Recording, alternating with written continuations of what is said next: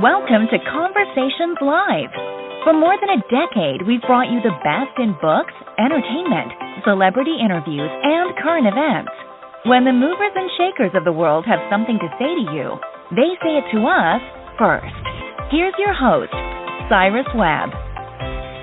Welcome back, everyone, to Conversations Live. I'm your host, Cyrus Webb. Glad you all could join us once again. For a radio audience tuning in at WYAD 94.1 FM and WYADonline.com, we're glad that you all can be with us. Also tuning in through iHeartRadio and Amazon Music, we're glad you all could be with us as well.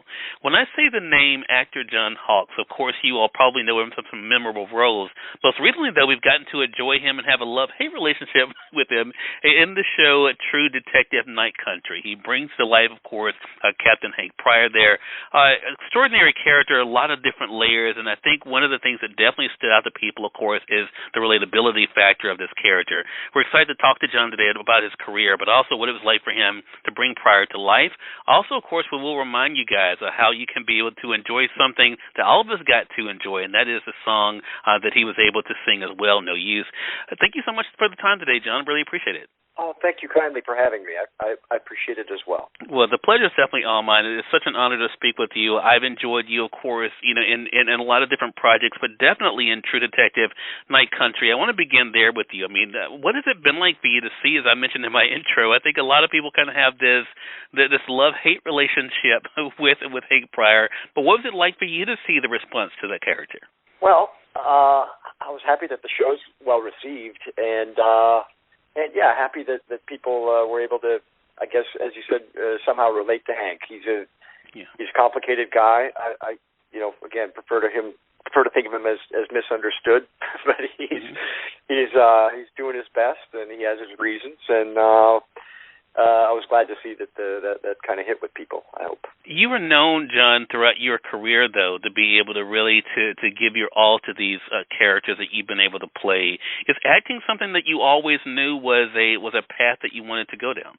Well, I was a child star in my family, I guess I would say. It was my folks divorced when I was young. There was some strife. I had a good upbringing, but I think I tried to bring some relief comedically. I grew up with one channel on TV, the black and white TV, and but there were stories there and stories in the books I read, and I was always interested in that. I didn't really know, coming from a small town in Minnesota, how to be an actor exactly, and so I didn't think of it much until in high school when I started doing plays and really found it to my liking. And it took a long time before I was able to earn a living from that point, but yeah, I guess I was always interested in it, not quite knowing how I could ever do it, I suppose. Yeah. Well, you definitely have been able to, as I mentioned, to have people who've been able to follow you from project to project, and again, bring into life different types of characters. I thought it was interesting when I was prepping for the segment with you, John, to kind of think about your experience with True Detective Night Country, and not only, of course, being able to show you're being able to bring this character to life and what he's dealing with both personally and professionally, but also, of course, your connection to music with him as well. Talk to us about that. I mean, what was it like for you, as I mentioned, the single No Use? Of course, our audience can be able to listen to it on YouTube. John, I don't know if you know this, but several people have done covers of this song now. I mean, people really are feeling that song. I mean, what has that been like for you to see the response to it? Well, I gotta go online and look this stuff up. That's interesting. Well, when Issa Lopez, who a brilliant person who created Night Country, wrote most of it and directed all the episodes. When she and I were speaking before I left for Reykjavik, knowing I was going to play the part, we were talking a lot about Hank, and we kind of created a backstory together, which is something I'd never done and was really keen to do with her. Normally, it's a job I would do alone, but Hank was a little less, I guess, well drawn on the page. He was kind of a one-note character, just a kind of a straight-up chauvinistic jerk, and that was important to the story. But Issa was interested in what else we could, as was I, how we could make him a more complex human being, and so we worked toward that. And at one point, she suggested that maybe Hank could play guitar, or could and maybe I could write something for the show. And at first I didn't think that was a very good idea. I guess I thought if Hank was musical and creative, he might not be the person that he is. But I think it's a real disservice to say, for an actor to say, my character wouldn't do this or do that, because I think we're all mysteries to ourselves, and I think we surprise ourselves a lot. I know that when I'm reading a book or watching a movie, the times when a character does things that are out of character are often more interesting than what we expect them to do as we get to know them. So I came around to the idea of writing something, and the idea was that I would write an instrumental piece that could be used as kind of score. It would start with Hank playing guitar in his living room, and then it would go out to other scenes with the music I was playing accompanying those scenes. And then so that was all set. I wrote something, I recorded it, I sent it to Issa. She said, that's beautiful, that'll work. And I got to Iceland, and we started shooting, and I played a show one night out at a club, and Issa Lopez came.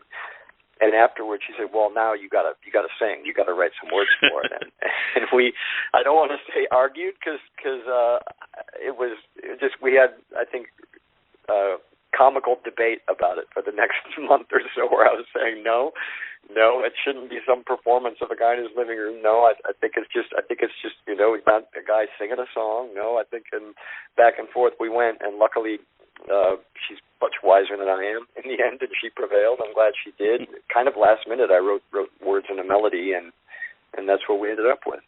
I mean, the comments on the official YouTube, just to let you know, John, the official YouTube that has the actual the performance there, one of the comments I know, because I'm one of those suckers who reads comments, says one of the best things about the season was his song.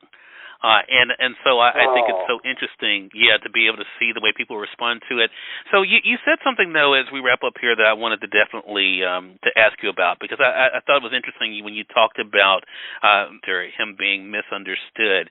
Is that one of the things that kind of attracts you to roles? The fact that you can kind of peel them back like onions? I think so. I think I'm really interested in underdogs in general, in people who are maybe in some kind of crisis. I don't think when we watch, I don't think in our stories we want our characters to wallow in self-pity. So it's really interesting to take a character who may have every right to gripe, but I guess here's how I'd put it, Cyrus. I like playing people who are ill-equipped to solve their problem, but they just keep going anyway. Yeah. They just keep trying. I think that's interesting to see. I hope so. Yeah. Well, look, I know we continue to look forward to you being able to do more of that, John, and we definitely enjoyed you in True Detective Night Country. Again, everyone, John Hawkes has been our guest. John, a real honor and pleasure to be able to speak with you. Thank you so much for the time, and hopefully I get a chance to speak with you again. Oh, I really enjoyed talking with you, Cyrus. Thank you so much. Hey, more than welcome. And we thank your audience for tuning in to another great segment of Conversations Live. Until next time, I'm your host, Cyrus Webb, saying as always, enjoy your day, enjoy your life, enjoy your world. Thank you all for choosing Conversations Live. Let's go make today amazing. Take care.